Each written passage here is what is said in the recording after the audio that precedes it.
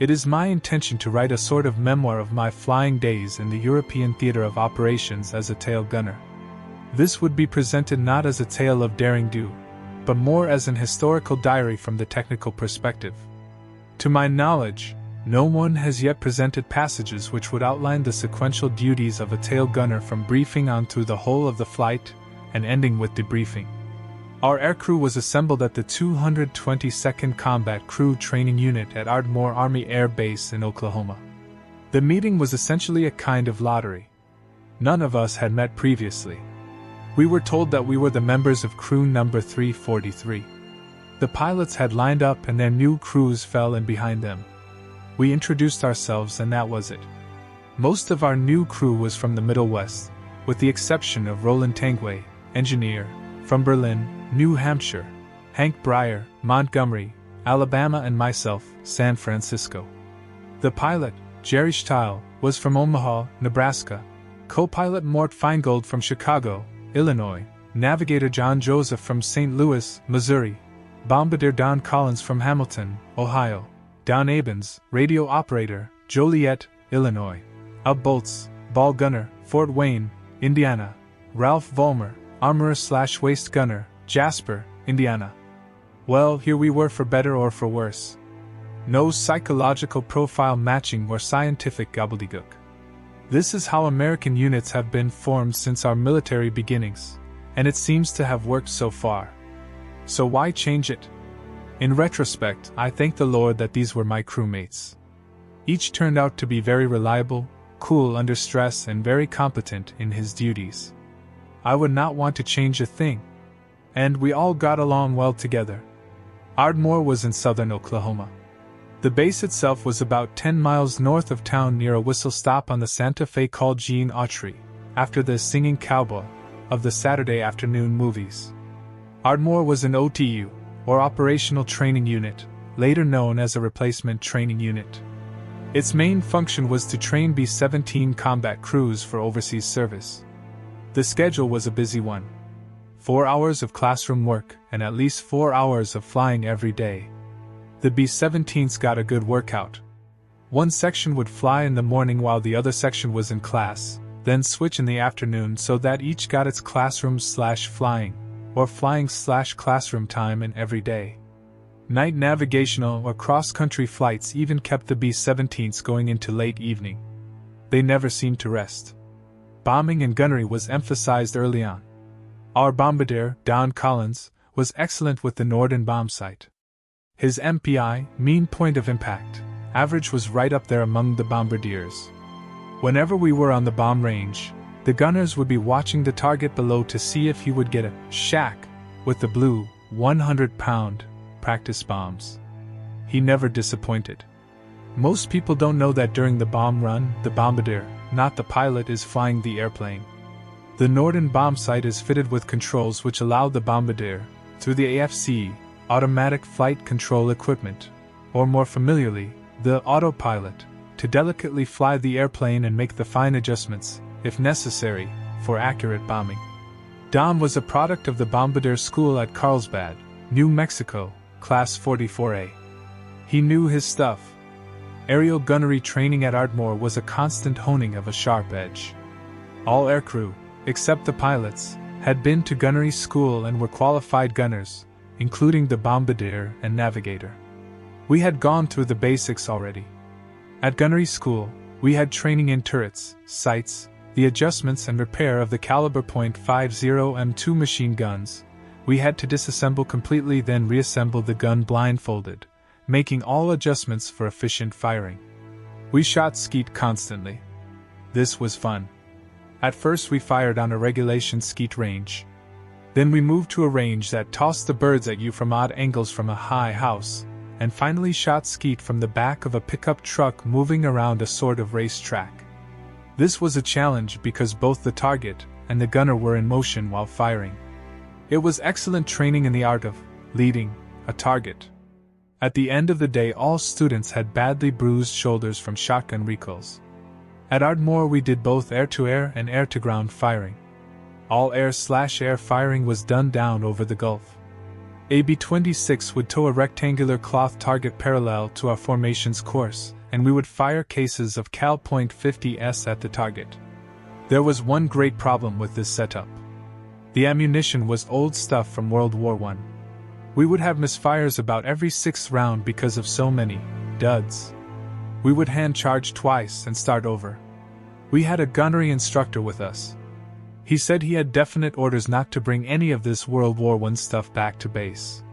Consequently, hundreds of rounds of belted Cal .50 ammunition were seen floating down to a watery grave in the Gulf of Mexico.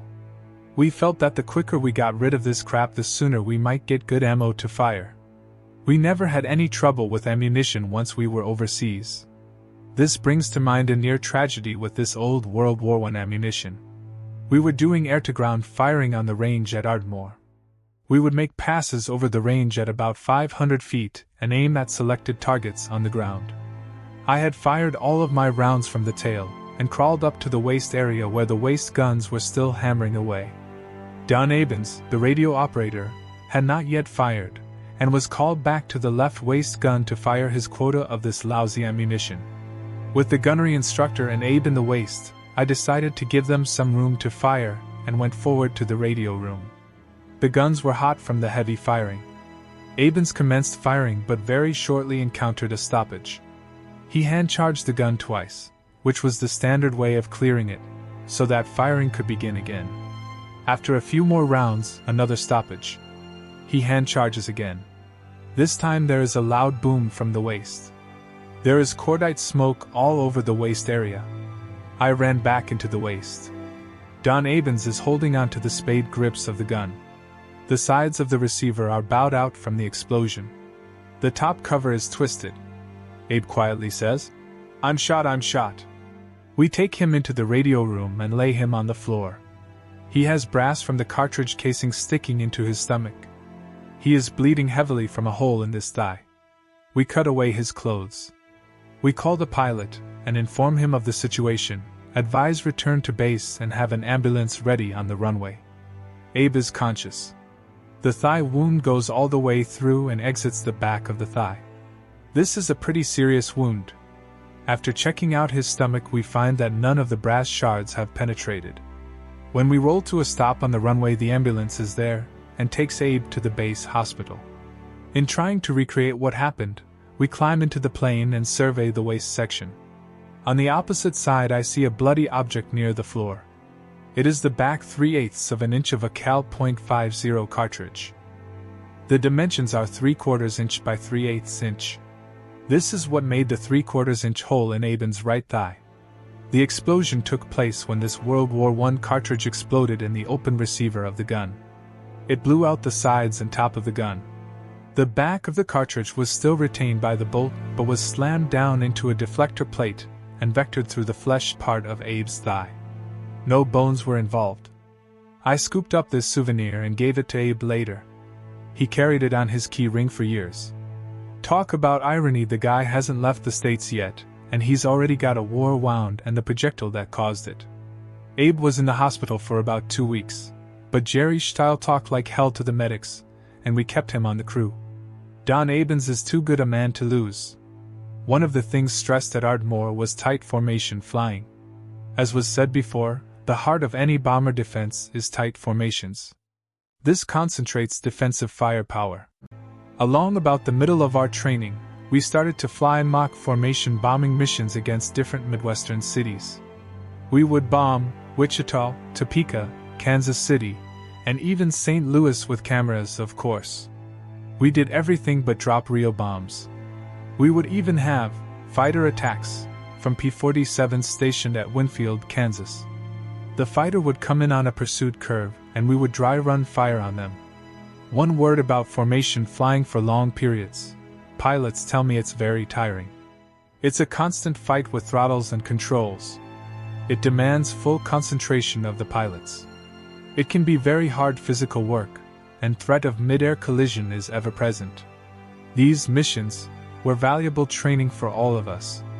The one thing lacking was the terrible weather in Northern Europe. This is not to say that Midwestern weather is ideal. It can be very, very tricky, But the stuff that comes in off the North Sea and the Atlantic is much worse, in my opinion. Part of our training involved night cross-country navigational flights. We would leave Ardmore and fly southeast into Alabama and Georgia, then turn north into the Carolinas and come back west through Tennessee and Arkansas. Some of these flights covered 1,000 miles and more and were flown at the cooler altitudes around 6,000 feet, and were a treat after a hot day on the ground. The object was to give the navigator experience in various skills, from piloting and dead reckoning to celestial navigation. John Joseph came out of navigation school at Hondo, Texas. Joe was exceptional. He was very precise in speech and manner. His voice was deep and he was tall. He could have played a very respectable Abe Lincoln in a college play. I used to love to hear the guy talk. His vocabulary was extensive, his phrasing meticulous. He would have made a great lawyer. Yet there was not an ounce of falsity in the man. What you saw was what you got, a gentleman through and through. Joe was a conscientious navigator. He constantly practiced star shots to enhance his celestial navigation.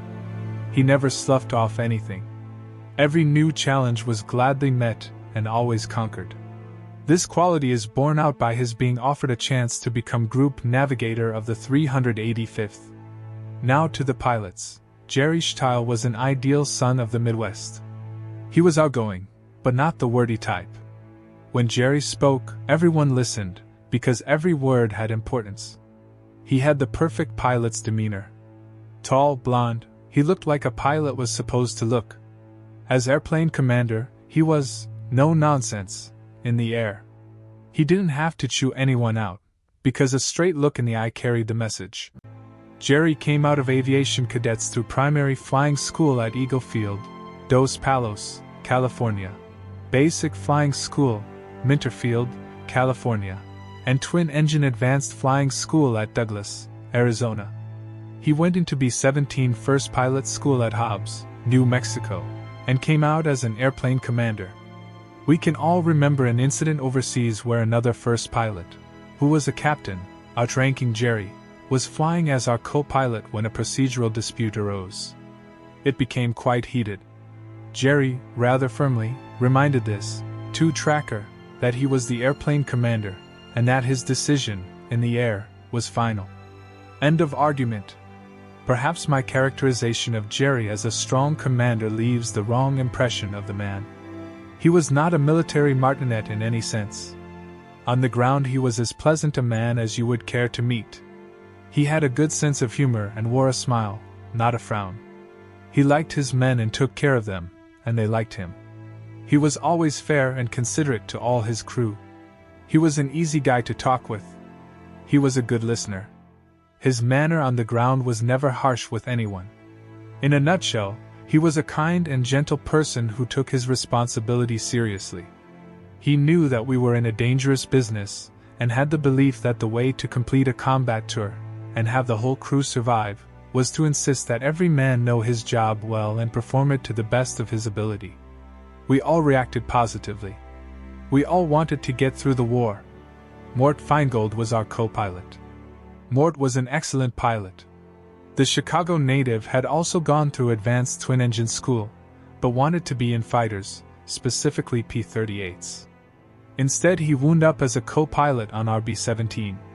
I had a feeling that Mort wasn't totally pleased when he first came to Ardmore, and that he would have preferred the more free-spirited life in the fighters to the more restricted four-engine life. The enlisted men thought him rather terse and abrupt at first. He came around though.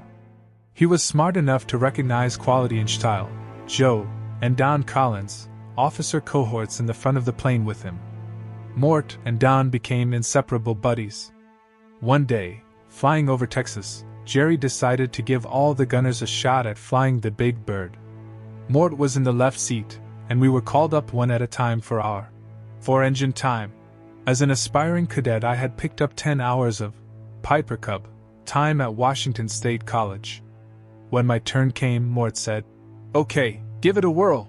I grabbed the throttles and the wheel and, after checking clearances, heeled her over into a steep 90-degree turn to the right, then another to the left, back to the original course.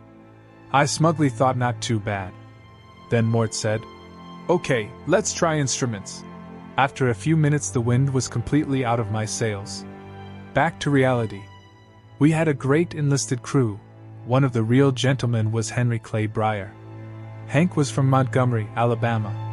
Hank's mother and father were professors at the University of Alabama and had an obvious influence on Hank's attitudes and intellect. He was a well-spoken man, with a voice that was calmness itself. Never got excited. He was a pleasure in conversation. Hank was one of our waist gunners and everyone's esteemed friend. The sad thing is that when we were flying overseas, Hank got sick with a case of flu at Grenier Field, New Hampshire, and was hospitalized there. We kept flying the North Atlantic route, but had every expectation that Hank would catch up with us in England. When we arrived at our great Ashfield base, we found that B-17 crews were cut from 10 men to 9. So when Hank did catch up, he went into the gunner's pool and we lost him as a crew member. It was a sad moment for the crew. But Hank was still quartered with us and qualified as a toggler on Montgomery's crew.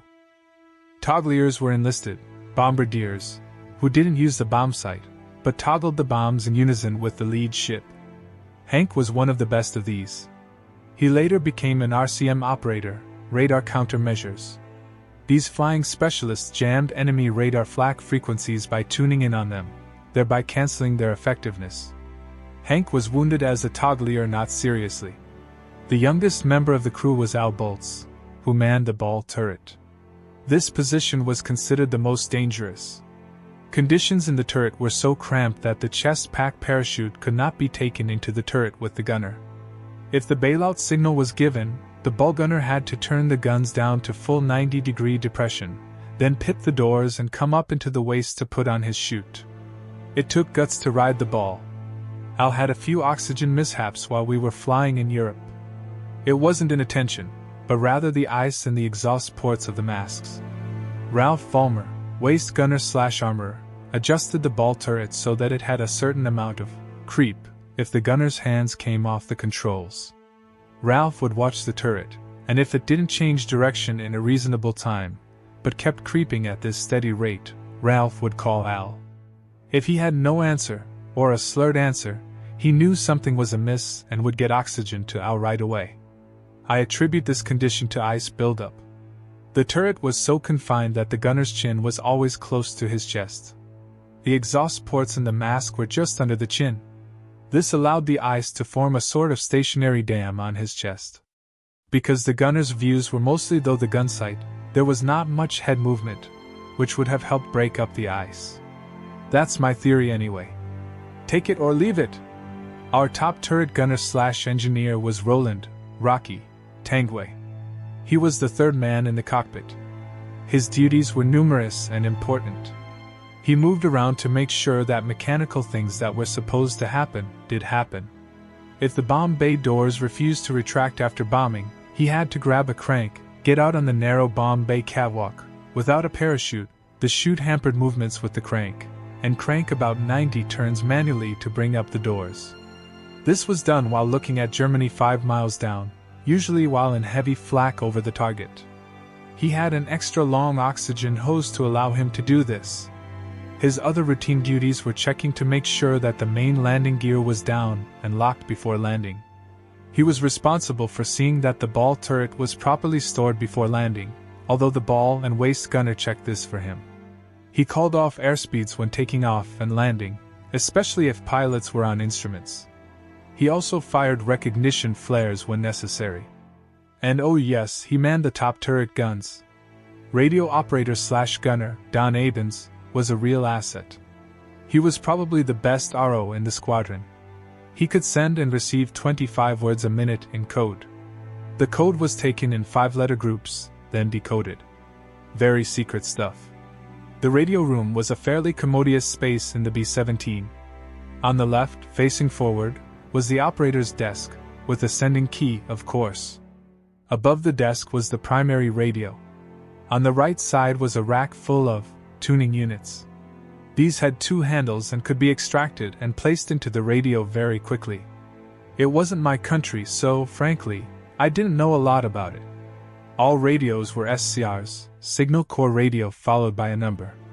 At one time the radio hatch had a Cal .50 MG installed, but its field of fire was limited, so they took it out and the RO manned one of the waist guns when bandits were about.